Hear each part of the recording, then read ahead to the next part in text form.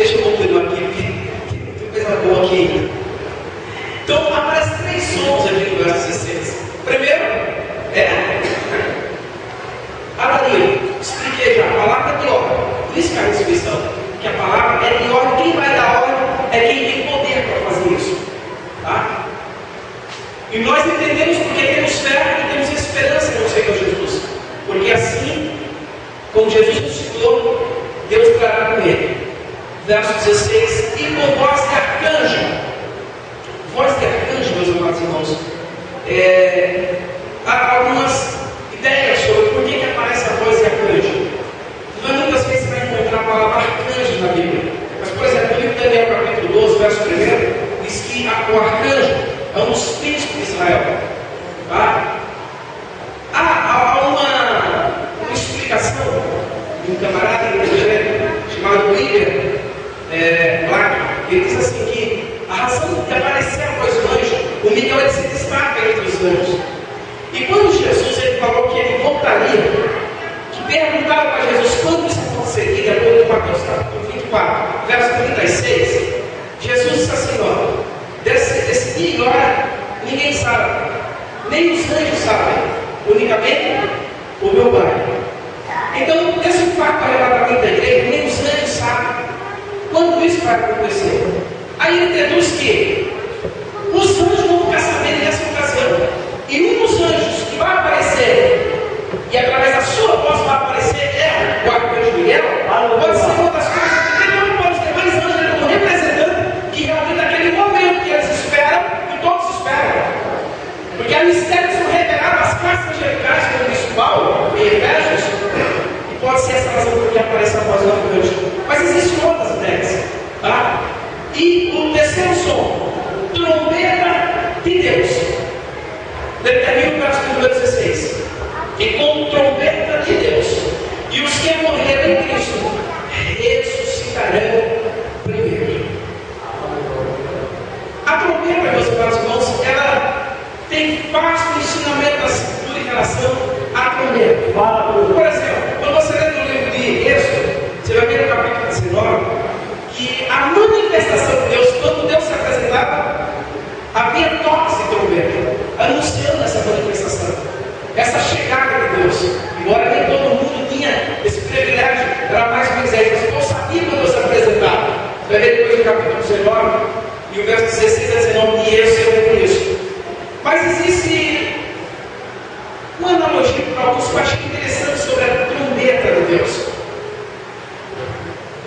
Se você ler o livro de Números, capítulo de número 10, verso 1 ao verso 10, você vai ver no capítulo 10, verso 1, que Deus está mandando Moisés, dando a ordem a Moisés, para passar para as pessoas para fazer 2 trombetas em cada.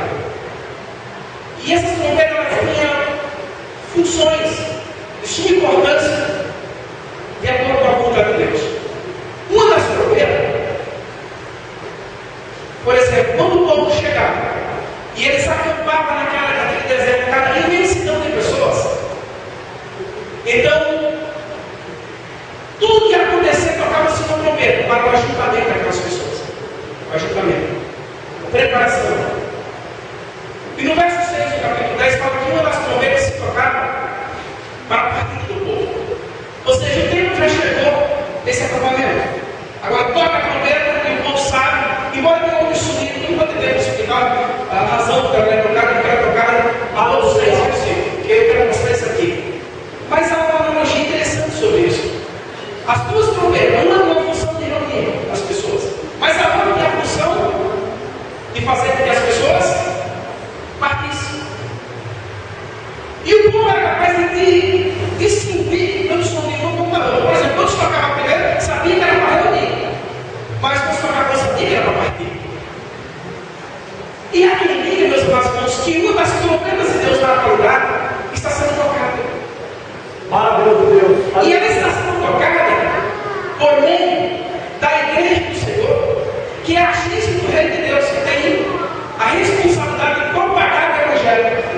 E cada vez que eu toco a trombeta, e sabe qual é a trombeta que nós tocamos hoje? A igreja não é a trombeta é a trombeta. Mas a igreja que toca essa trombeta, cada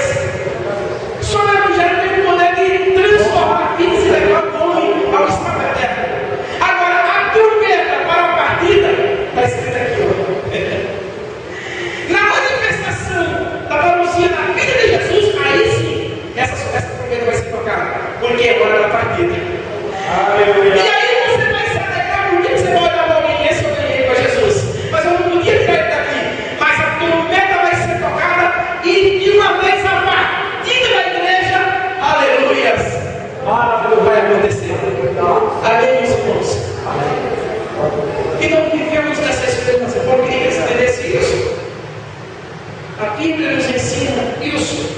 Do verso 17.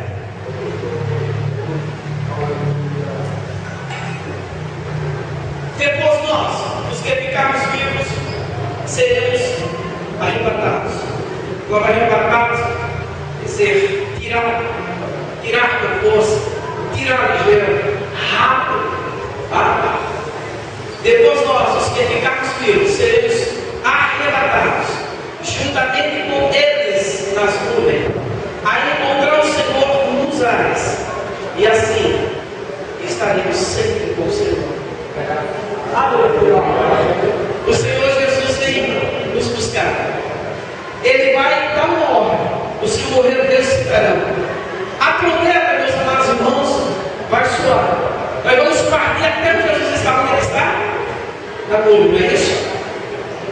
Depois nós que ficarmos vivos, seremos transformados juntamente com eles nas nuvens. Não pense que é nessas nuvens que você vê todo dia aí, não. A nuvem é o meio pelo qual Deus se manifestar. Você vai dar o povo está na trajetória do deserto. Tem uma nuvem que acompanha aquele povo. É uma manifestação de Deus. Se você vê no Novo Testamento, no capítulo de número 17 de Mateus, verso 5, é algo que está frescamente em vocês. Estamos agora recentemente sobre Cristo contra a transfiguração. E no capítulo 5, sabendo que ainda estando ele falando, veio uma nuvem e desceu ali. E ouviu-se dentro da nuvem uma voz que dizia: esse é meu filho amado em quem eu tenho prazer. A ele ouvirás. A nuvem é o meio da manifestação de Deus, ela vai aparecer, vai arrebatar mesmo. Por quê? Porque você vai ler no livro de Atos, capítulo 1, verso 9, e está escrito que na ascensão de Jesus foram ver o problema, daqui a pouco ele sumiu entre as nuvens. E ele voltará, e nós encontraremos com ele nas nuvens. Tudo falando. A nuvem recebeu, não é que ele sumiu. Recebeu. Ela envolveu ele. Glória a Deus. E assim seremos nós. Glória a Deus.